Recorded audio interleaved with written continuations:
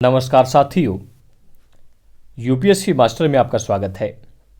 मित्रों, नरमपंथियों व गरमपंथियों के बीच बढ़ते मतभेद की अंततः परिणति सूरत विभाजन के रूप में देखने को मिलती है, जिसकी चर्चा हम करेंगे इस वीडियो में।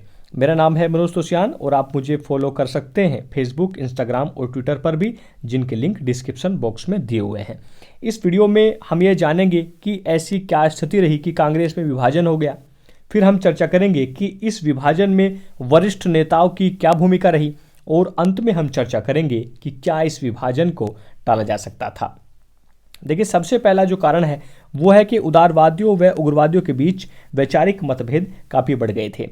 सर्वविदित है कि कांग्रेस के अंदर दो गुट पनप गए थे, जिनको उदारवादी अथवा उग्रवादी के नाम से जानते हैं।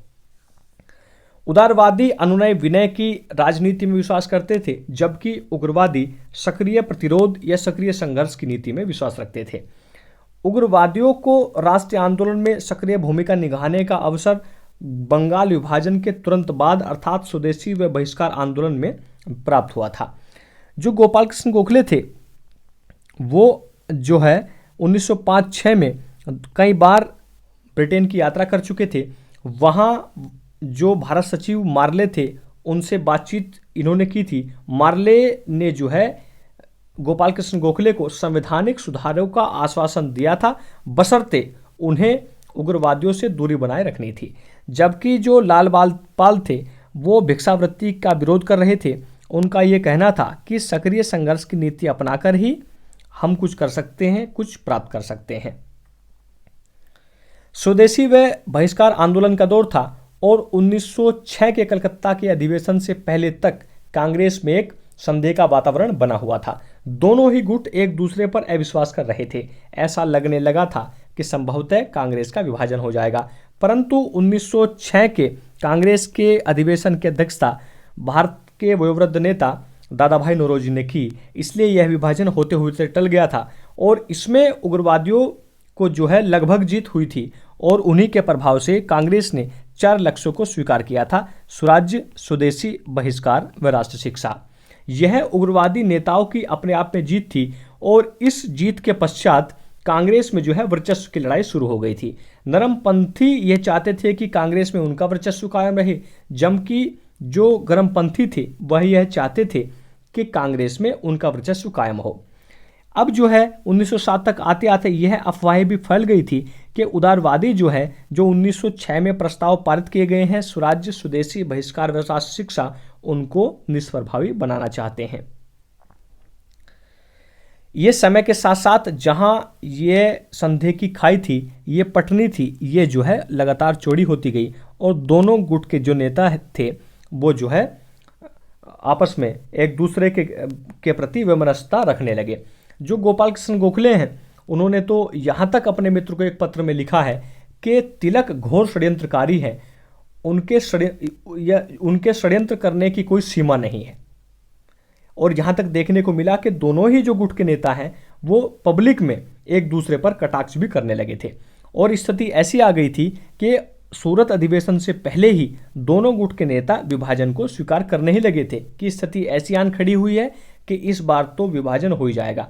आप इस बात का अंदाजा लगा सकते हैं कि गोखले ने अगस्त 1907 में कहा था कि वर्तमान स्थिति में मेरा आकलन है कि इस वर्ष विभाजन रोकना असंभव होगा और यदि ऐसा होता भी है तो होने दिया जाए। मतलब इससे स्पष्ट है कि गोपाल कृष्ण गोखले ये चाहते थे कि अगर विभाजन हो तो उसको रोका ही ना जाए। वी.के. अय्यर जो एक उदारवादी नेता थे, इनका भी ये कहना था कि मेरा विचार है कि कांग्रेस 2 अलग अलग रास्तों पर चल पड़ी है और अब कोई समझौता होना ही नहीं चाहिए। मतलब इतने पूर्वाग्रह थे और इतनी अफवाहें चल रही थी कि जिसके चलते कांग्रेस जो है विभाजन के मुहाने तक पहुंच गई थी। देखिए, अगर विभाजन हो जाता तो स्वदेशी व बहिष्कार आंदोलन की रीढ़ की हड्डी टूट जाती और जो हल्का फुल्का सफल होना भी था वो भी असफल हो जाता। इसलिए लाला लाजपत राय, मोतीलाल नेहरू, B.C. चटर्जी, लाला हरकिशन लाल, इन्होंने जो है समझौता कराने का कोशिश की, परंतु जो है असफल रहे। अब कि 1907 का जो अधिवेशन था वो नागपुर में होना तय था। चूंकि नागपुर उग्रवादियों का गढ़ था, इसलिए जो उदारवादियों के प्रमुख नेता थे फिरोज शाह मेहता, उन्होंने सुझाव दिया कि यह अधिवेशन जो है सूरत में होना चाहिए। और सूरत जो है ताप्ती नदी के किनारे बसा है, ये तो आप भली भांति जानते ही होंगे। देखिए, इस अधिवेशन में जहां एकता का प्रदर्शन होना था वहीं अलगाववाद का प्रदर्शन हुआ। दोनों ही गुट अपने अपने सदस्यों की संख्या को वहां ज्यादा से ज्यादा ले जाना चाहते थे। मतलब स्थिति इतनी तनावपूर्ण हो गई थी, ऐसा पहले से ही महसूस हो गया था कि संभवतः कोई वाद विवाद होने वाला है।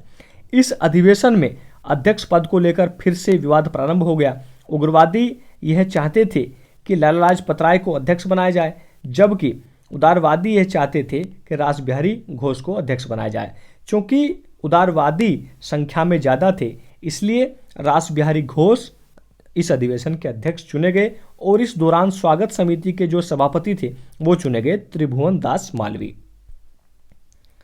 जैसे ही रासबिहारी घोष अगले दिन अध्यक्षीय भाषण देने के लिए मंच पर चढ़े तो तिलक के नेतृत्व में आए उग्रवादियों ने मंच पर जूते चप्पल फेंकना शुरू कर दिया और देखते ही देखते पूरे पंडाल में मारपीट शुरू हो गई। स्थिति ऐसी आन खड़ी हुई कि पुलिस को शांति बहाल करनी पड़ी। यहाँ से जो है उदारवादी बिल्कुल अलग हो गए, उग्रवादी बिल्कुल अलग हो गए। कांग्रेस की इस स्थिति को ही जो सूरत में घटी इसे ही कहा जाता है कांग्रेस की फूट। चूंकि यह घटना घटित हुई थी सूरत में, इसलिए इसे ही सूरत फूट के नाम से जाना जाता है। अब प्रश्न उठता है कि क्या जब स्वदेशी व बहिष्कार आंदोलन चल रहा था, क्या जब उदारवादियों और उग्रवादियों का लक्ष्य एक ही था, तो क्या विभाजन होना था या इसे टाला जा सकता था?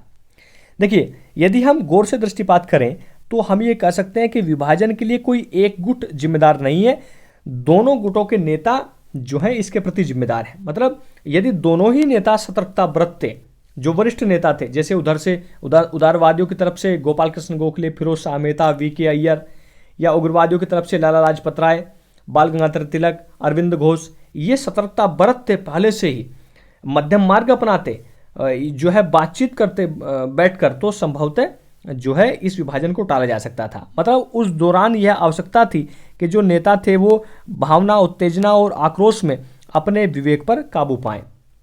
उदारवादियों को तो यह महसूस था कि वो संख्या में बहुसंख्यक हैं, वो अपनी शर्तों पर एकता स्वीकार कर सकते हैं। वो तो ये मानने ही लगे थे कि उग्रवादी जो है कांग्रेस की मान्यताओं को चुनौती दे रहे हैं, तो इसके दो ही रास्ते हैं, या तो उग्रवादी जो है वो उनके रास्ते पर आ जाए या फिर वो कांग्रेस से अलग हो जाए। मतलब इतने पूर्वाग्रह थे। यदि वो मध्यम मार्ग अपना लेते कि थोड़ा सा वो झुकें, थोड़ा सा हम झुकें और राष्ट्रीय आंदोलन को जो है एकजुट होकर चलाएं, तो ये विभाजन टाला जा सकता था। देखिए, लाला लाजपत राय ने स्वीकार किया है कि पार्टी का नेतृत्व करने के बजाय तिलक बेकाबू लोगों के बहकावे में आ गए थे। और स्वयं अरविंद घोष ने भी यह स्वीकार किया है कि सूरत कांग्रेस में हुई अव्यवस्था के लिए मैं भी जिम्मेदार था। मतलब इन आधार पर यह कहा जा सकता है कि विभाजन अपरिहार्य नहीं था, विभाजन को टाला जा सकता था। आपको स्क्रीन पर एक प्रश्न नजर आ रहा होगा, निम्न में से क्या गलत है? ऑप्शन ए है सूरत अधिवेशन कांग्रेस की एकमात्र फूट मानी जाती है।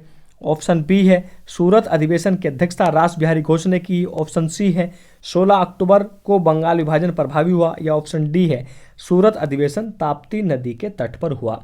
आपके हिसाब से जो भी विकल्प है उसको आप कमेंट बॉक्स में लिख सकते हैं।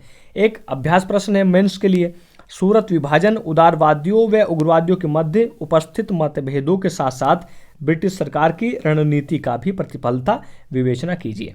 आप इसको भी जो है कमेंट बॉक्स में लिख सकते हैं।